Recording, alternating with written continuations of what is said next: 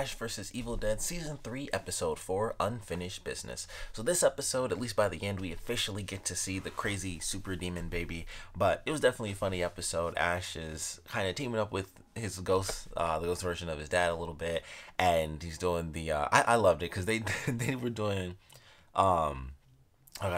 Charlie Brown. They were playing the Charlie Brown theme song, like "This Is Your Life, Charlie Brown." So it was super funny, and they go through the flashback or the memory and stuff, which was super funny because I was like, "How old is this memory?" It's like, "Oh, like 2012." Like it wasn't like this grand old memory to learn a lesson from the past, but it was really funny, and they tied it into the great mystery from the last season, which admittedly I forgot because I forget everything from the last season. But it was when his dad died, and it's like, what I'm about to tell you is gonna change. It could change the fabric of your life, which I kind of would have because they would have learned about the Knights of Samaria, and they probably would have had a lot of extra help, going into the last season. But I thought it was a really good episode. It was definitely funny. Ash and his dad teaming up, and they go through the store, and one of the Knights of Samaria comes in and is like, I need to find your son, I knew Ash's name was Ashley. I knew his name was Ashley Williams. I did not know that Ashley's middle name was Joanna, which I thought was the funniest thing. And they probably made that for the show. I don't know if that was like ever said in the movies, but there's like a million comics and there's video games too, so it's probably been thrown in there somewhere before. But Ashley Joanna Williams. So this guy's looking for him. It's like, these are like the missing pages from the Necronomicon, and Ash is like, well, crap. Like, you could have told me this. But his dad, screwed the guy up. He hit him in the head and he knocked him down the stairs. And the guy was knocked out. He thought he killed him. And then he just sealed the door up and was like, oh, well, I guess I'm out of here. And he closes this door up and he just leaves. And he just leaves everything behind. It's like, oh, dead body. Well, I guess I'm out of here. So that Ash's dad. So Ash goes down. They find out that the guy did eventually end up dying. He wasn't taken over by a deadite, which I think everyone assumed was going to be the case. But it turns out that he did what he could to survive. He was eating the spam and everything, and he did die down there. But he wrote a bunch of stuff on the walls, all the stuff from the lost pages, the torn out pages. So I thought that was cool. We have like the crazy stuff with Ash, getting chained up by the vines and everything, and he uses like the nail to turn the chainsaw on, which I thought was cool. But he also saw Brandy's friend like inside this little crystal. It was like her actual soul, wherever it may be, like in hell or wherever they decide they want to call it. And I was like, well, that's interesting, because that's something they never really showed before, was someone who was taken over as a deadite and then killed, their tortured soul being trapped inside of wherever the Necronomicon takes you, if it is hell or something in between.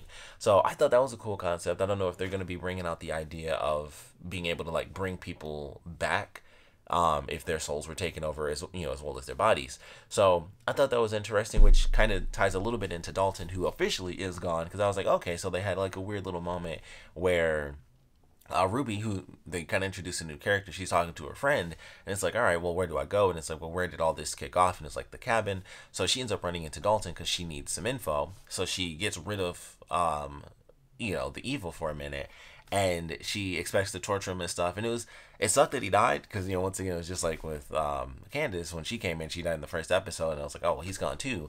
But the evil is taken out of him for a little bit. He's tortured, but he pulls the gun on him, blows his brains off, because it's like, I'm gonna do what I have to do in order to keep basically the prophecy going, to have Ash survive this and take out the Evil Dead.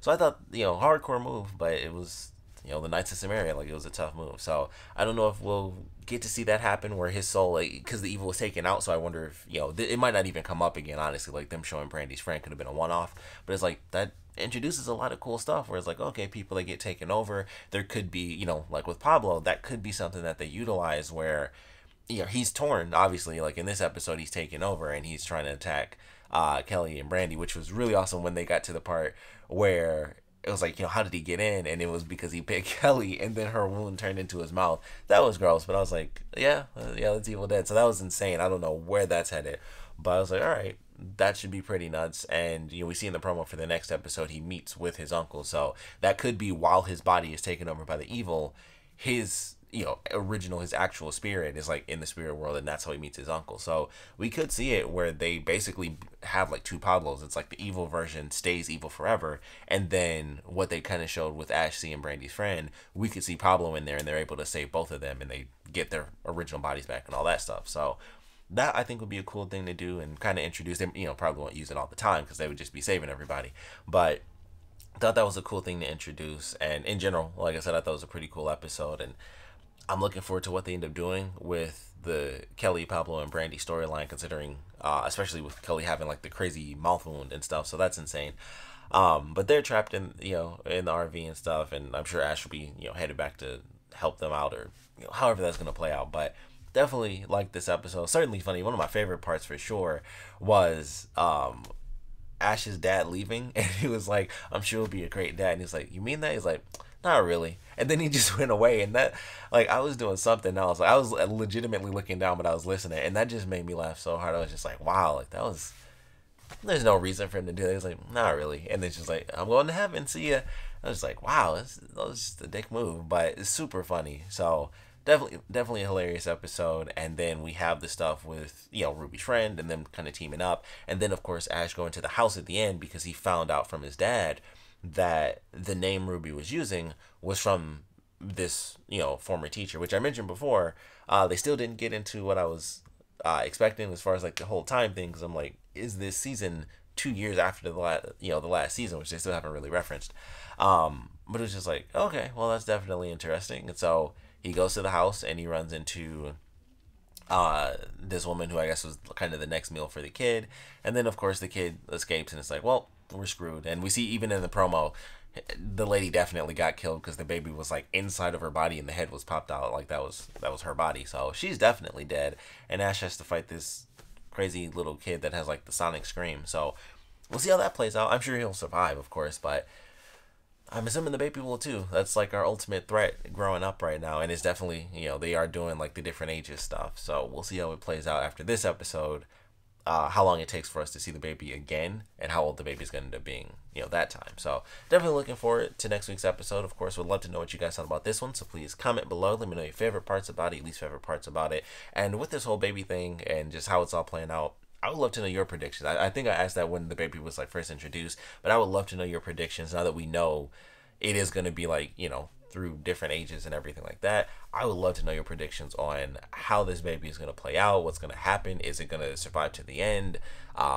If I had to go with any seemingly obvious theory, I would instantly say by the end of the season, Brandy will be with the team and she'll be the one to kill off the demon baby, because it's basically the two kids of Ash. Like one is, through normal means, we'll say, and then the other is like a spell bound in blood mixed, it's mixed with Ash and Ruby.